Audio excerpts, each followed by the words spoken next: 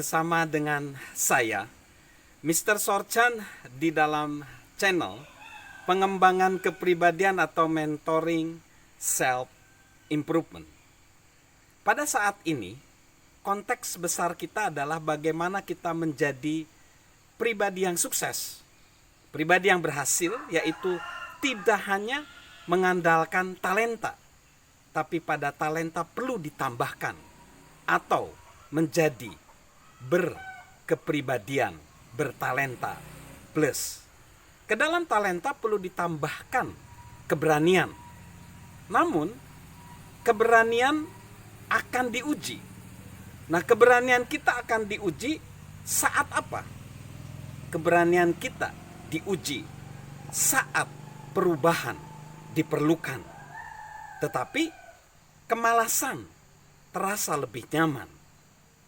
Malas dan tidak pernah meninggalkan kebiasaan kita mungkin berarti kita merasa nyaman. Namun bersedia terus-menerus melepaskan kebiasaan berarti kita berani. Sejarawan Amerika James Harvey Robinson menegaskan kejayaan dalam analisis terakhir umumnya bergantung pada keberanian untuk meninggalkan ide dan standar lama serta cara-cara umum dalam melakukan apapun. Situasi tidak membentuk diri kita, tetapi kitalah yang membentuk situasi. Keadaan-keadaan kita tidak meneguhkan kita. Kita justru mampu meneguhkan kembali keadaan-keadaan kita dengan berbagai tindakan yang kita lakukan. Pada waktu tertentu, kita harus bertekad melepaskan semua yang kita miliki demi menjadi pribadi yang harus kita raih. Jika kita melakukannya, bersedia meninggalkan zona nyaman serta berani mengupayakannya, kita akan mencapai sesuatu yang tidak pernah terbayangkan sebelumnya. Kita dapat melangkah lebih jauh daripada orang lain yang bahkan memiliki talenta yang lebih hebat. So, keberanian kita akan diuji saat perubahan diperlukan. Tetapi kita merasa malas untuk berubah. Lalu, keberanian juga akan diuji saat pendirian kita ditantang karena kita harus mengekspresikannya. Saat pendirian kita ditantang karena mengekspresikannya. Kapanpun kita ingin meraih sesuatu, seseorang pasti ingin menghalangi kita.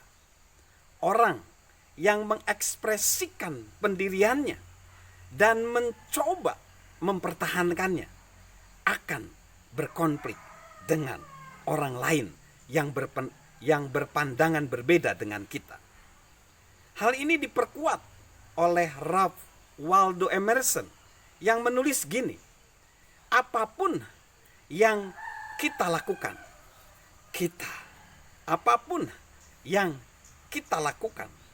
kita memerlukan keberanian. Cara apapun yang Anda tempuh, selalu ada orang lain yang menyalahkan tindakan-tindakan Anda. Selalu ada kesulitan yang muncul sehingga memaksa Anda meyakini kritik-kritik itu benar. Demi merencanakan tindakan dan mengikutinya hingga akhir, Anda memerlukan keberanian seperti yang dimiliki seorang tentara. Perdamaian memiliki kemenangannya sendiri-sendiri, tetapi perdamaian memerlukan pribadi yang berani untuk meraihnya.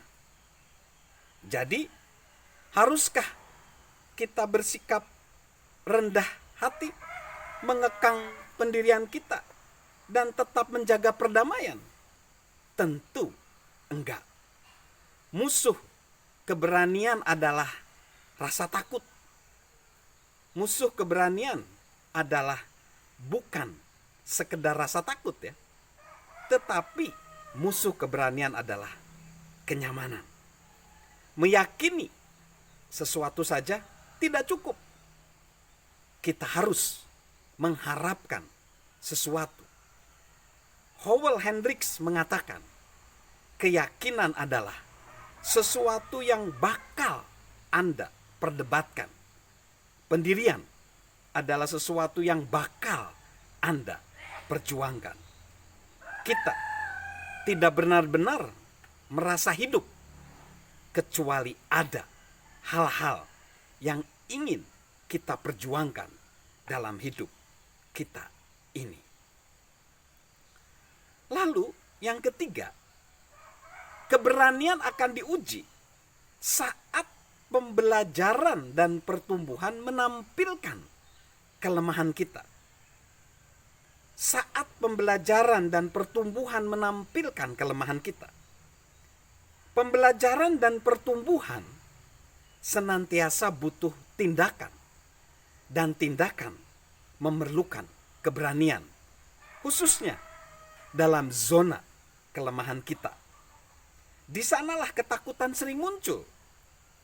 Memang mudah bersikap berani dalam zona kekuatan kita.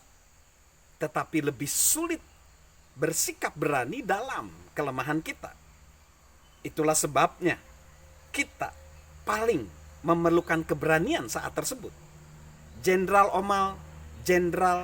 Omar Bradley berkata, keberanian adalah kemampuan bertindak tepat, bahkan ketika ketakutan setengah mati. Ada beberapa kutipan yang bisa meneguhkan keberanian. Dari George S. Patton, keberanian adalah menahan ketakutan semenit lebih lama. Dari Jen Hackman, perbedaan antara seorang pahlawan dan seorang pengecut adalah satu langkah menyamping yang ditempuhnya. Karl Barth berkata, keberanian adalah ketakutan yang mengungkapkan doa-doanya. Eddie Rickenbacker berkata, keberanian adalah melakukan sesuatu yang Anda takuti. Tidak akan ada keberanian kecuali Anda ketakutan. John Wayne berkata, keberanian adalah takut setengah mati, tetapi tetap bersikap berani. Nah, kita kerap sekali salah mengertikan pembelajaran yang bersifat pasif dengan membaca buku atau mengikuti suatu pelajaran. Namun untuk belajar, kita harus bertindak. Seperti yang diungkapkan oleh duo pelatih yaitu Don Shula dan Ken Blanchard. Pembelajaran didefinisikan sebagai perubahan perilaku. Anda belum mempelajari sesuatu hingga Anda bertindak menggunakan pelajaran itu. Dan di sanalah ketakutan sering muncul ketika kita mau bertindak. Proses pembelajaran sebenarnya terdiri dari 5 langkah. Yang pertama mengamati. Yang kedua bertindak. Yang ketiga mengevaluasi. Yang keempat menyesuaikan kembali. Dan yang kelima kembali ke langkah 2, yaitu bertindak. Setiap kali kita bersiap untuk bertindak, ketakutan dalam level tertentu akan muncul. Saat itulah kita harus mengandalkan keberanian. So, keberanian kita akan diuji. Tetapi ke dalam kehidupan, ke dalam talenta, bila kita ingin menjadi pribadi yang sukses, kita perlu punya keberanian. Salam untuk melakukan keberanian, karena itu yang membuat kita menjadi sukses. Dan salam sehat dari saya, Mr. Sorjan.